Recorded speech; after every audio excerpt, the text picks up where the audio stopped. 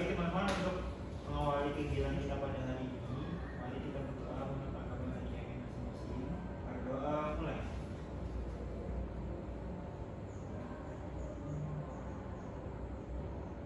Doa selesai. Ya, terima kasih Yusuf. Selanjutnya, Ibu akan mengecek kehadiran kalian. Yusuf Ridho, Hadir Bu. Tania, Hadir Bu. Eva Zahra, Hadir Ibu. Rintan Ratriana, hadir Ibu. Baik, semuanya hadir ya anak-anak. Hadir Ibu. Baik, sebelum kita ke materi ini, Ibu akan bertanya kepada kalian, siapa yang masih ingat pelajaran minggu lalu itu kita membahas apa?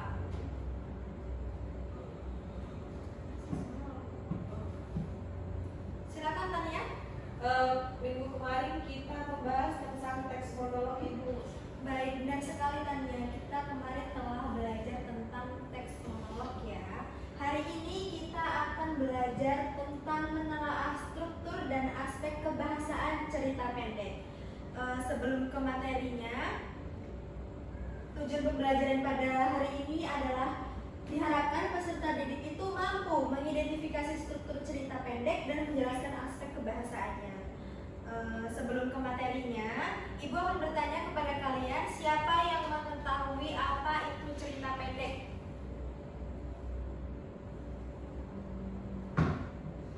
Bu. Silakan Yusuf. Jadi cerita pendek Bu adalah sebuah karya sastra yang membuat sebuah cerita bisa dikatakan maju untuk pertemuan yang memiliki batasan jumlah kata yang sehingga tidak terlalu panjang. Baik, tepat sekali yang dikatakan oleh Yusuf, bahwasannya cerita pendek ini adalah karya sastra yang menceritakan kisah atau peristiwa secara ringkas dan fokus pada satu masalah utama saja. Kemudian Ibu akan bertanya, ketika kalian membaca cerita pendek itu, biasanya yang kalian perhatikan itu apa? Bu. Silakan Yusuf. Untuk yang diperhatikan konfliknya Ibu apa? Konfliknya. Kemudian ada lagi, ketika membaca cerita pendek yang diperhatikan itu apa? Penokohannya Ibu. Penokohannya. Ada lagi? Alurnya Ibu. Alurnya. Baik. Kemudian ketika kalian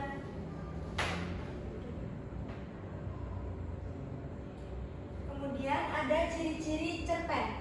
Ciri-ciri cerpen ini yang pertama, panjang ceritanya biasanya kurang dari 10.000 kata, memiliki alur yang sederhana dan hanya melibatkan beberapa tokoh saja. Kemudian struktur cerita pendek ini yang pertama ada abstrak. Abstrak ini bersifat opsional. Abstrak ini adalah gambaran awal cerita, yaitu sering berupa ringkasan. Kemudian yang kedua, orientasi.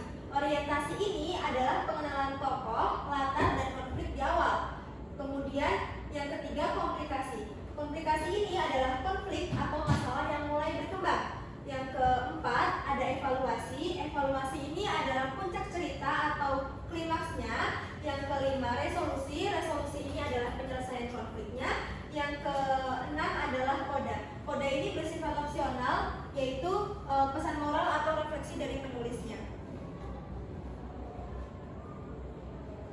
Kemudian ada aspek kebahasaan cerita pendek. Aspek kebahasaan cerita pendek ini yang pertama ada penggunaan diksi. Penggunaan diksi ini adalah pilihan kata yang sesuai dengan suasana dan latar cerita. Yang kedua, kalimat deskriptif ini untuk menggambarkan tokohnya, tempat atau suasananya.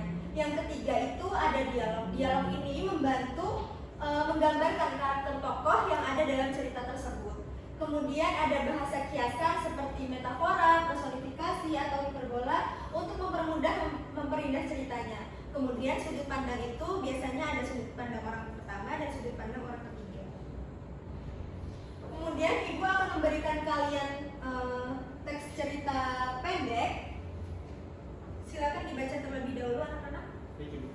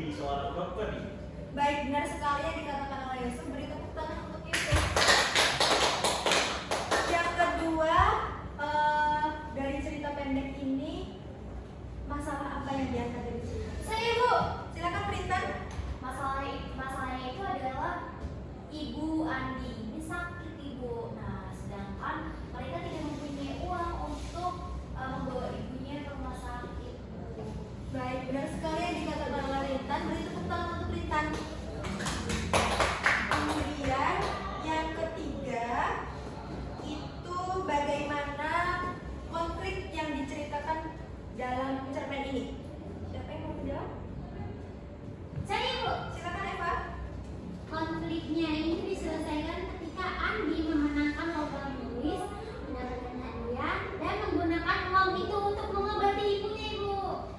Benar sekali yang dikatakan oleh Eva bahwa konfliknya itu adalah diselesaikan ketika Andi memenangkan lomba. Kemudian pertanyaan yang terakhir itu, adakah pesan moral di dalam cerpen ini? Saya Bu.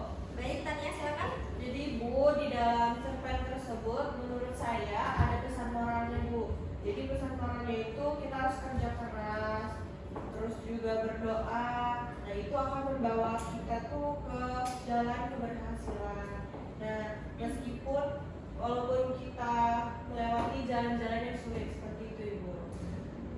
Baik, benar sekali yang dikatakan oleh Tania bahwa dalam cerpen ini itu mengandung pesan moral untuk kita selalu berdoa supaya berhasil. Kemudian Ibu akan membagi kalian menjadi dua kelompok. Kelompok satu terdiri dari Eva dan Rintan, sedangkan kelompok dua adalah Yusuf dan Tania. Silakan dibaca soalnya terlebih dahulu.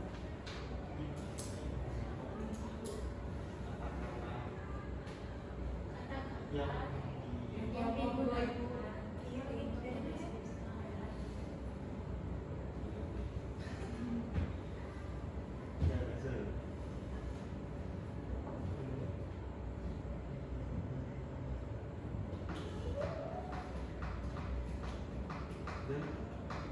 baik, kelompok siapa dulu yang mau menyampaikan? Kelompok 2, Ibu. Silakan kelompok dua. Jadi soal yang pertama kan ada kata-kata yang kata-kata apa saja yang digunakan untuk mendeskripsikan latar dalam cerita ini kan Bu. Jadi ada kata-kata rumah kecil di tepi sawah, kemudian ada kata pagi, kemudian malam itu, dan juga kata kota. Nah kata-kata ini menggambarkan latar waktu dan tempat secara sederhana namun jelas Ibu. Kemudian yang kedua ada bagaimana dialog dalam cerita ini menggambarkan karakter Andi. Dalam cerpen tersebut dialog Andi seperti Bu, aku akan cari cara agar ibu bisa sembuh. Nah kata-kata tersebut menunjukkan karakter Andi yang peduli, optimis, dan juga bertekad kuat Ibu. Baik, selanjutnya Ibu nomor 3. Apakah ada bahasa kiasan di cerita ini? Seperti contohnya ada Ibu. Jadi terdapat bahasa kiasan, kerja keras dan doa akan membawa keberhasilan. Kiasan ini menggambarkan hubungan antara usaha dan hasil secara tidak langsung Ibu. Kemudian yang keempat, apakah penggunaan diksi dalam cerita ini efektif? Kemudian mengapa? Diksi dalam cerita ini sederhana tetapi efektif karena mudah dipahami dan sesuai dengan tema perjuangan seorang anak desa itu. Terima kasih. Baik, terima kasih. Tepuk tangan untuk kelompok dua. Baik, silakan kepada kelompok satu untuk menyampaikan diskusinya. Sebentar Bu, ada satu pertanyaan yang belum kami temukan. Apa? Nomor 3 Ibu, kami diskusikan dulu ya Bu ya. Ya, baik, silakan.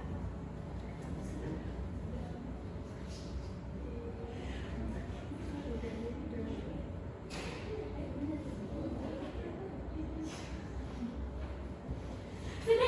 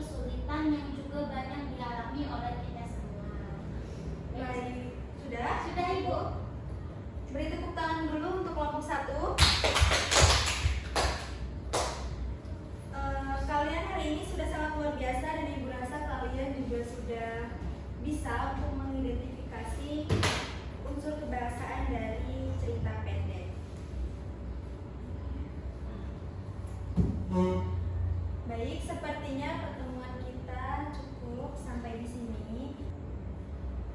Ibu akan bertanya kepada kalian, menurut kalian itu cerita ini dapat menginspirasi kalian atau tidak? Dapat Ibu. Kalian merasa terinspirasi itu dari bagian mananya? Silakan siapa yang mau menyampaikan? Silakan Isu. Ibu, masih Bu.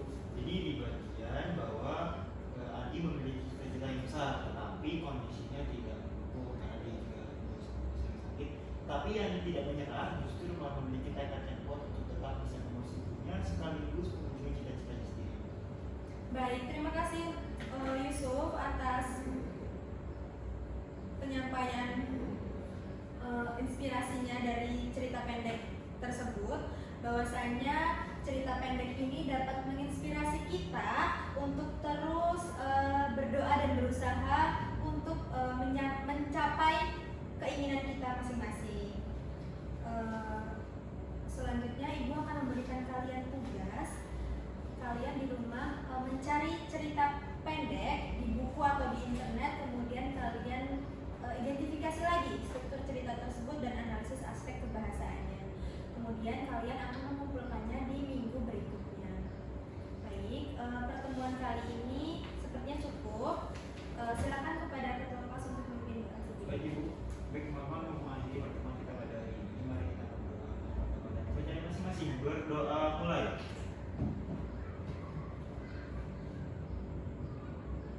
Berdoa selesai.